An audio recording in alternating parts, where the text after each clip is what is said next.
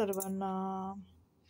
अगर आज आपका अच्छा समय है और आप अगर आणि तुम्ही जर खूप मोठ्या पदावर आहात, तुमच्याकडे सर्व आहे आणि एखादी गरीब व्यक्ती तुमच्याकडे आली तुम्हाला भेटायला किंवा काही गोष्ट मागायला किंवा काही सांगायला किंवा तुमच्याशी बोलायला, आणि तुम्ही त्याला जर झिडकारून दिलं आणि त्याला जर लांब केलं, तर त्याच्या मनाला ज्या यातना होतात, जी त्याला त्याच्या मनातून जी आह निघती, जो बद्दुआ निघतो, तो फार वाईट असतो.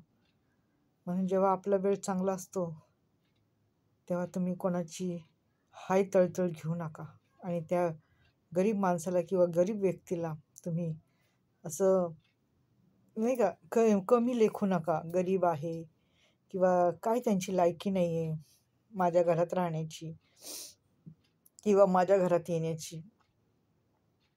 म्हणजे बद्दुआ घेऊ नका. बद्दुआ इतकी वाईट असते की तो शाप माणसाला आयुष्याला पुरतो आणि माणूस कधीच सुखी राहत नाही, कधीच आनंदी राहत नाही. अहंकार, त्याला म्हणतात अहंकार.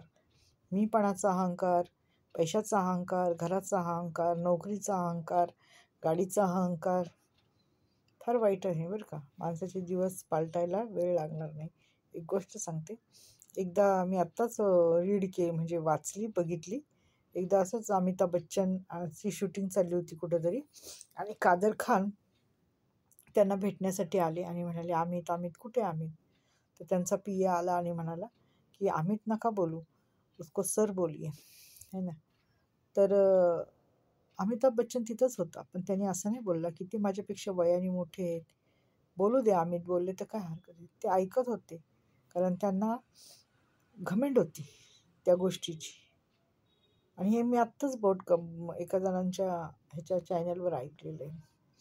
आणि ते बोलले नाही की राहू दे, काय झालं अमित बोलले तर, प्रेमाने मला अमित बोलतात. पण त्यांनी त्याच्यावर काही रिॲक्शन नाही केली. त्यांना असं वाटलं मला सरच म्हटलं पाहिजे. आणि कालांतराने त्यांचे पिक्चर फ्लॉप होत गेले आणि त्यांना कुठल्याच पिक्चरमध्ये काम भेटेना. तर ही आहे बद्दुआ. दिल से निकली हाय कभी भी लगती है इंसान को. म्हणून कोणाचा हाय तळतळ घ्यायचा नाही, दाढत यायचं नाही. एक कुटुंब आहे, एक फॅमिली आहे, त्यांना तर असं भयंकर तळतळाट आहे ना, खूप मोठा शाप आहे बघा. मी कालांतराने तुम्हाला सांगाल, त्यांच्या घरात आहे ना कधी कोणाचं चांगलं होत नाही.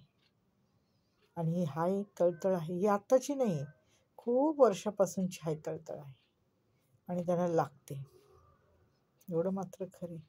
आणि त्यांच्या घरातल्या मोठ्या व्यक्तीला, मुलीला, मुलाला भयंकर त्रास होतो, भयंकर यातना होतात. हा शाप आहे, कोणीतरी दिलेला शाप आहे, एवढं मात्र खरं. शाप कधी वाया जात नाही, तो लागतो.